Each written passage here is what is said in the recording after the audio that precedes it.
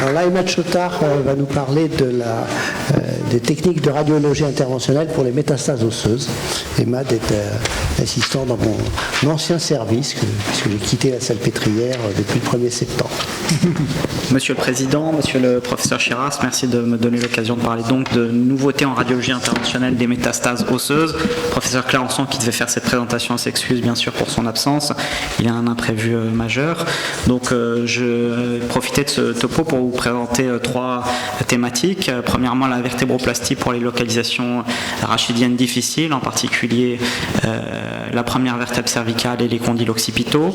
La thématique de la cimentoplastie renforcée pour les os longs ou d'autres localisations, et les nouveaux dispositifs de guidage pour les gestes percutanés. Premièrement, la vertébroplastie transorale pour les lésions de C1. C'est une technique qui est réservée à des patients extrêmement sélectionnés. En introduction, je vais dire que la métastase de la masse latérale de C1, qui est une zone portante, est extrêmement rare. Donc c'est très peu de patients qui sont susceptibles de bénéficier de cette technique. La masse latérale de C1 s'articule avec les condyles occipitaux. Les lésions lithiques de cette région anatomique sont instables, avec des risques de complications neurologiques majeures en cas d'effondrement de cette portion vertébrale. Et donc l'objectif ici est de vous présenter notre expérience dans la vertébroplastie percutanée par voie transorale pour les lésions ostéolytiques des masses latérales de C1 et des condyles occipitaux. Sur les dernières années, 14 patients consécutifs, 8 hommes et 6 femmes, d'un âge moyen de 64 ans, ont été traités entre février 2012 et avril 2019 par cette technique, donc dans un centre à très haut volume. Il s'agit de très peu de patients par une vertébroplastie, donc par voie transorale C1. Pour 3 patients parmi les 14 dont il est question ici, un traitement concomitant du condyle occipital homolatéral a été réalisé. Et toutes les lésions décrites ici étaient ostéolytiques. Il s'agissait dans ce cas de métastase pour 4 patients de myélome multiple et pour un dernier patient d'un angiome agressif. Vous avez ici sur les 3 images du panneau inférieur des lésions lithiques fracturaires ou préfracturaires de la masse latérale de C1. À gauche, une lésion lithique dans le plan axial sur un scanner en fenêtre osseuse. Au centre, un angioscanner d'un angiome agressif qui montre le rapport étroit de cette masse latérale avec le segment V3 de l'artère vertébrale. Et à droite, une lésion avec une fracture pathologique de cette masse latérale de C1 sur une coupe coronale. Donc la technique est réalisée sous anesthésie générale avec intubation orotrachéale dans une salle hybride chez 11 des 14 patients ou d'une salle angiographie biplan pour les 3 derniers patients en décubitus dorsal. Dans 10 cas, l'artère vertébrale a été protégée entre guillemets par la mise en place d'un micro-guide et un micro-cathéter à ballon dans l'artère vertébrale, ce qui permet l'inflation du ballon pendant l'injection de ciment pour limiter au maximum le risque de reflux intra-artériel du ciment injecté dans ce fameux segment V3 de l'artère vertébrale qui a des rapports étroits donc avec la masse latérale.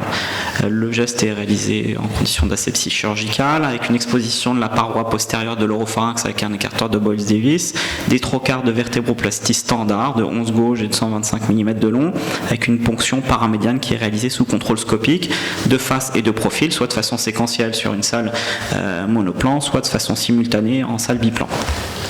Ce qu'on a la possibilité de faire en neuroradiologie interventionnelle où on a des salles dédiées. Voilà ici une photographie qui montre l'exposition de la paroi postérieure de l'oropharynx avec le trocar qui a été mis en place sous contrôle scopique. Ici le contrôle scopique du trocar mis en place dans la masse latérale de C1, bouche ouverte avec l'écarteur de Boyles-Davis. Vous avez ici à nouveau des images clés qui montrent de profil et de face la mise en place du trocar. Le trocar est incliné à partir de la ligne médiane pour atteindre cette masse latérale. Il est avancé sous contrôle scopique de face et de profil. Et en fin de mise en place du trocar, on contrôle la bonne position, soit avec un scanner pour une salle hybride, soit avec un cone beam CT dans les salles biplan. Vous voyez sur ces images, contrairement aux patients précédents, le micro-guide et le micro-cathéter à ballon avec ces doubles marqueurs dans le segment V3 de l'artère vertébrale gauche.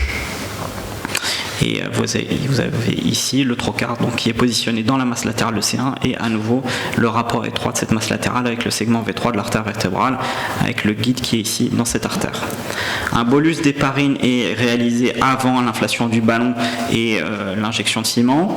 Le ballon est inflaté de façon transitoire dans cette artère vertébrale.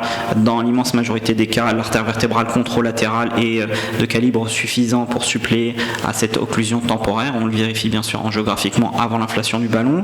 L'injection du ciment basse viscosité est débutée environ 5 minutes après le début de la polymérisation par le trocar et on injecte des volumes très petits de ciment puisqu'il s'agit dans la majorité des cas de très petites lésions. Entre 0,5 et 2 millilitres de ciment ont été injectés dans notre cohorte.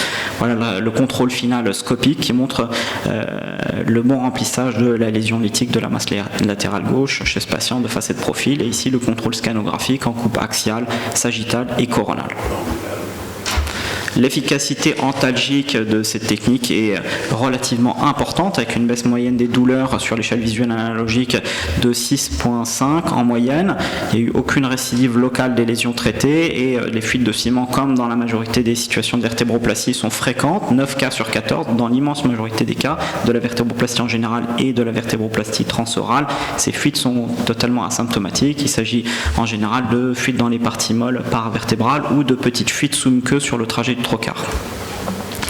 Il n'y a eu aucune complication infectieuse, important à souligner compte tenu de la trajectoire de la balistique transorale. Il n'y a eu aucune fuite de ciment intracanalaire ou intra-artérielle dans les artères vertébrales, pas de complications neurologiques et pas d'hématome du site opératoire. Les lésions lytiques des masses latérales de C1 sont difficiles à traiter, elles sont d'accès difficile, en particulier du fait de la relation étroite avec à nouveau cette artère vertébrale dans son segment V3 et de la petite taille des lésions cibles qui malheureusement malgré cette petite taille compromettent la stabilité mécanique de C1. Il y a eu d'autres voies d'abord décrites pour le traitement percutané de la masse latérale de C1, la voie postérieure, la voie latérale, mais qui toutes deux présentent l'inconvénient majeur d'exposer au risque de plaie de l'artère vertébrale sur le trajet, puisque le trajet est variable et il est non contrôlé de façon percutanée. L'intérêt du ballon de protection dans la technique qu'on vous présente, c'est premièrement de limiter au maximum le risque de reflux intra-artériel de ciment, mais c'est aussi de matérialiser le trajet de cette artère vertébrale pendant la mise en place sous scopie du trocar. En conclusion, la vertébroplastie percutanée par voie transorale de la masse latérale de C1 semble être une technique sûre et efficace. Néanmoins, elle est réservée à des patients extrêmement sélectionnés et nécessite une expertise et des outils adaptés. Deuxième thématique, la cimentoplastie renforcée. D'où vient cette idée de réaliser des cimentoplasties renforcées? Des caractéristiques mécaniques du ciment qu'on utilise en vertébroplastie. Ce ciment, comme le ciment dans le BTP, est extrêmement résistant aux forces de compression, ce qui le rend parfaitement adapté à la vertébroplastie. Les vertèbres sont soumises à des forces principalement de compression. Le ciment est malheureusement beaucoup moins résistant aux forces de traction et donc de torsion ou de cisaillement. La cimentoplastie est donc une mauvaise indication pour les lésions lytiques des os longs, qui est réservée en général aux traitements chirurgicaux. Cependant, un certain nombre de patients en situation palliative avancée ne peuvent pas bénéficier de la chirurgie et donc l'idée a été développée en particulier par le professeur Chiras de mettre en place au sein du ciment des broches métalliques qui rendraient le ciment plus résistant aux forces de torsion et de traction et donc de rendre accessible des lésions des os longs à un traitement percutané par cimentoplastie. Une première publication que je vous présente ici a décrit les 18 premiers patients traités par des cimentoplasties renforcées du col fémoral. Il s'agissait de lésions préfracturées du col du fémur, des patients non opérables avec une efficacité antalgique à nouveau qui était significative, un EVA moyen pré-traitement qui était d'environ 6 pour 2,3 à 1 mois du traitement et aucune fracture secondaire dans cette première cohorte. Voici un exemple ici d'un patient avec une lésion lytique du col fémoral droit. L'image en haut au centre vous montre la mise en place de 2 trocars par voie percutanée sous contrôle scopique de face et de profil de façon parallèle au cortical supérieur et inférieur du col fémoral, puis la mise en place de ces tiges métalliques, ces broches, et enfin l'adjonction de ciment dans le col, ce qui réalise donc cette technique de cimentoplastie renforcée du col fémoral. On a également proposé cette technique pour les cimentoplasties du bassin, notre expérience préliminaire des 22 premiers patients pour des lésions tumorales ou traumatiques, montré aucune complication post-procédurale et à nouveau une baisse significative des douleurs dans la grande majorité des cas, aucune fracture secondaire et un seul cas de progression locale d'une métastase osseuse. Vous avez ici l'exemple d'une patiente de 66 ans avec une récidive métastatique d'un adénocarcinome mammaire, une lésion lytique étendue de l'aileron sacré gauche et une fracture pathologique démontrée par la rupture corticale supérieure de cet aileron sacré qu'on visualise ici en coupe coronale oblique. Vous avez ici la mise en place par voie percutanée transsacroiliaque avec des trocars dédiés, de broches qui viennent de façon transversale rejoindre l'aile iliaque au corps du sacrum qui est sain et par voie postérieure ou postérolatérale la mise en place d'un trocar qui permet de cimenter, de solidariser l'ensemble de ces broches. Vous avez ici le contrôle scanographique avec un résultat fonctionnel satisfaisant. Et enfin, cette technique a également été proposée pour des lésions lithiques, fracturaires ou préfracturaires des os longs chez des patients à nouveau qui étaient inaccessibles à un traitement chirurgical, par exemple ce patient de 47 ans avec un cancer du côlon sous chimiothérapie qui présente une fracture de l'extrémité proximale de l'humérus qui est pathologique et qui est traitée par une cimentoplastie renforcée. L'efficacité antalgique chez ce patient en particulier a été significative avec un EVA qui a baissé jusqu'à 4 sur 10 à 1 mois et avec un patient qui était asymptomatique à 9 mois et une récupération fonctionnelle quasi complète et bien sûr l'absence de fractures secondaires au cours du suivi. Dernière thématique que je vous présente, les nouveaux dispositifs de guidage pour les gestes percutanés. Je présente notre expérience avec le système de guidage IMACTIS pour les gestes percutanés de balistique difficile. Donc en introduction, certains gestes percutanés, en particulier du bassin, présentent une balistique difficile. Plusieurs outils de guidage sont à notre disposition, au-delà de la scopie standard, les salles hybrides, le scanner par exemple, ou l'utilisation du cone beam CT sur les salles d'angiographie conventionnelles. À la Pitié-Salpêtrière, on a la chance de bénéficier d'une salle hybride, donc qui couple une table d'angiographie avec un capteur plan et un scanner mobile sur rail qui permet de réaliser des interventions avec des balistiques complexes. Vous voyez ici l'exemple d'une lésion mixte lithique et condensante, discrètement condensante du corps de la deuxième pièce sacrée qu'on voit particulièrement bien à l'IRM, qui est douloureuse, pour laquelle une indication de cimentoplastie antalgique a été proposée. La balistique par voie transsacroiliaque pour accéder au corps de S2 nécessite de passer en arrière du foramen S1 et en avant du canal sur une coupe axiale. La progression du trocar en évitant les structures nobles est possible mais nécessite des contrôles itératifs.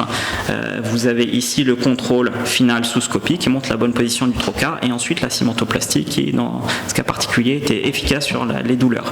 Les limites de ces techniques, c'est qu'elles sont longues à mettre en place, nécessitent des scanners de contrôle itératifs pour contrôler la progression du trocar, les doses de rayons délivrés sont donc élevées et elle est difficile à mettre en place pour les balistiques en double obliquité. Concrètement, lorsque l'ensemble du trajet du trocar se trouve dans une coupe axiale, il peut être contrôlé sur toute sa trajectoire. En revanche, lorsque le point d'entrée à la peau n'est pas sur le même niveau axial, sur l'axe crânio-caudal que la cible, il est difficile d'anticiper la trajectoire du trocar. D'où l'intérêt de ces dispositifs de guidage, en particulier le système IMACTIS, donc qui est un système de navigation électromagnétique qui permet de sécuriser les gestes percutanés sous scanner. Ce dispositif utilise un référentiel qui est fixé sur la patiente, qui prend des points de repère, des fiduciales, et un émetteur qui génère un champ électromagnétique. Ce référentiel est donc fixé de façon solidaire sur le patient, idéalement sur un plan dur. Et un premier scanner est réalisé avec ce référentiel en place. On réalise ensuite un calibrage de ce référentiel avec l'émetteur qui est fixé sur l'aiguille, secondairement. Puis on réalise une extraction et un affichage des deux plans de coupe orthogonales qui passent par l'aiguille par rapport à ce référentiel qui est visualisable sur le scanner de repérage initial. Donc les 12 premiers patients, voilà les résultats des 12 premiers patients pour lesquels une balistique a été aidée par l'utilisation du système système IMACTIS. Leur âge moyen était de 63 ans. Et il s'agissait de gestes percutanés dont la balistique était jugée difficile sous scopie ou scanner standard par l'opérateur. 9 cas de cimentoplastie renforcée, 2 cas de cimentoplastie et une biopsie. Il s'agissait de lésions du sacrum, des ailes iliaques, du cotyle, de l'humérus ou du col fémoral. On voit ici l'exemple d'une fracture par insuffisance osseuse en H du sacrum, avec ici 2 traits verticaux et 2 traits horizontaux. Le scanner de repérage avec le boîtier référentiel qui est positionné sur le patient, et voilà des scanners intermédiaires de contrôle après mise en place de trocars par voie transsacroiliaque percutanée dans la première et deuxième pièce sacrée, et puis ensuite le résultat final avec les broches de cimentoplastie renforcées qui vont de droite à gauche et la cimentoplastie des ailerons sacrés droit et gauche. Dans cette technique, ce qui est apparu comme déterminant dans la réussite de l'utilisation du système IMACTIS, c'est le bon positionnement du référentiel. Concrètement, si le référentiel est sur un plan mou, s'il se déplace entre le scanner, l'acquisition scanographique de référence initiale et le positionnement de trocar, les coupes scanographiques qui guident la progression du trocar ne correspondent plus à la réalité anatomique du patient. Donc, notre recommandation, c'est de positionner le référentiel de façon stricte sur un plan dur idéalement et de le fixer de façon solidaire au patient. Vous avez ici un exemple en bas à gauche du référentiel sur le scanner initial et du référentiel sur un scanner de contrôle.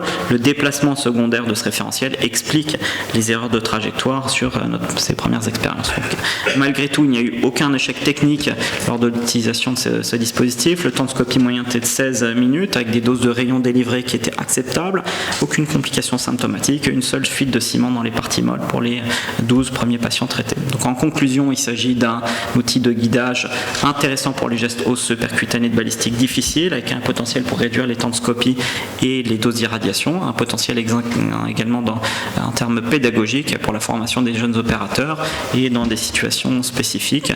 Les limites sont la nécessité de bien fixer le boîtier et l'impossibilité de l'utiliser avec un cone beam CT et donc l'impossibilité de l'exporter dans des salles d'angiographie standard. Je vous remercie. Merci beaucoup. Est-ce qu'avec toutes ces nouveautés que vous nous avez présentées, est-ce qu'il existe encore des métastases osseuses non accessibles?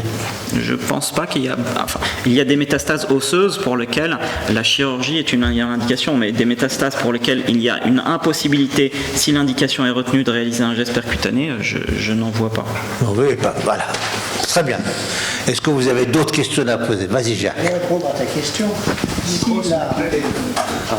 Si la lésion est très proche de l'articulation et que c'est une lésion condensante, si tu as un risque, par exemple tu veux faire une cryothérapie ou une destruction par radiofréquence, tu vas avoir un risque de léser le cartilage articulaire. Donc ça, ce ne sera pas accessible. Et à ce moment-là, il vaut mieux faire une prothèse de tête humérale qui est une intervention chirurgicale tout à fait classique. Voilà. Mais c'est des cas très particuliers. Bien, merci. Merci. Je pense qu'on va conclure la séance. Donc, séance de gestes interventionnels. On a une équipe un comité qui s'occupe des gestes interventionnels que je voudrais remercier particulièrement avec Bertrand Doré, Arlette Cochen-Personne et Alain Morvan. Donc merci beaucoup à vous tous. Et donc Metzger. Et Jean-Philippe Metzger. Et Jean-Philippe Metzger, excusez-moi. Bien. Et mon collègue d'à côté. Voilà. Bien, donc je vous remercie beaucoup et donc je crois qu'on peut terminer cette séance. Bien, merci.